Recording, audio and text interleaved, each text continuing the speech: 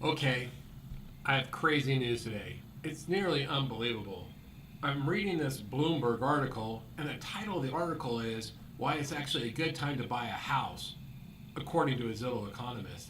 And this is so shocking because it's so rare that the mainstream media encourages any American to buy a house. The news is normally negative, negative, negative. It's cheaper to rent. Houses are out of reach. Nobody can afford them. They're too expensive. They have all this maintenance. Insurance is too high. On and on and on. And so to see an actually encouraging article in a mainstream publication, not only that, but in a financial one, I was shocked. I was shocked. Now, the article was somewhat thin. It really wasn't that convincing. It was very, I want to say almost shallow, but not in depth at all. And not what you or I would write, but nevertheless, it's a step in the right direction. And so here's what the article was about. The article quoted a economist from Zillow. Unfortunately, I cannot pronounce his name. His first name is Orphy.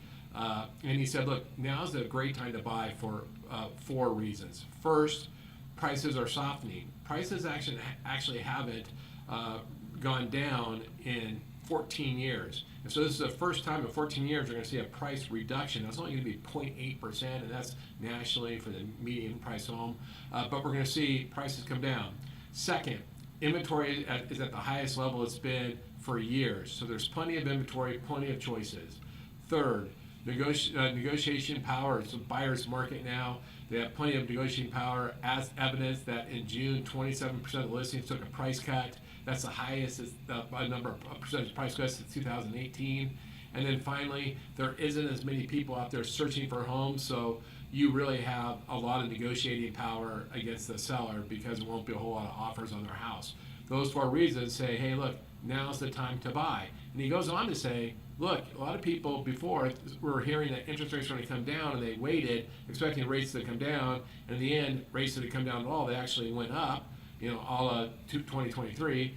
And also, a lot of times when we think rates go down, the prices stay static, but they don't. When rates go down, what we know is prices go up, and so now is a great time to enter the market. So, super positive.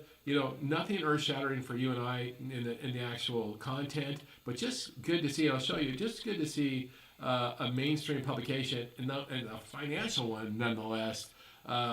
Singing these songs. Now, if anyone and I were going to make this argument, we might argue a whole bunch of more substantive things like, a home buyer's got to use leverage. Home buyers obviously generate more wealth. Owning a home is a hedge against inflation. You hear all this noise about, oh my gosh, the average cost of renting an apartment is $1,700. The average cost for owning a house is $3,200 a month. And oh my gosh, it's cheaper to rent. That's nonsense. It might be cheaper to rent today, but one thing, if you have that $3,200 payment, you have that payment for the most part for the next 30 years. Your insurance may go up slightly. In some states, your taxes may go up, but for the most part, your payment's set for those 30 years. If you buy that apartment, rent that apartment, you're gonna have that 7% increase every year. It doesn't take too many years until your payment's higher than if you would have owned. And by the way, in the meantime, if you would have owned, you would have been gaining equity. It's just ridiculous to think when people say it's better to rent than to own. But I digress, and I don't want to make it about my opinion. I just want to share the good news that Bloomberg is actually covering it as a positive article. So I did a full post on this LinkedIn today. Check out my LinkedIn. I do posts like this every day. I do usually multiple ones a day. If you like information like this, it's stuff you can send to your clients. The ones that are on the fence, send them something from a national publication actually positive. That would be great.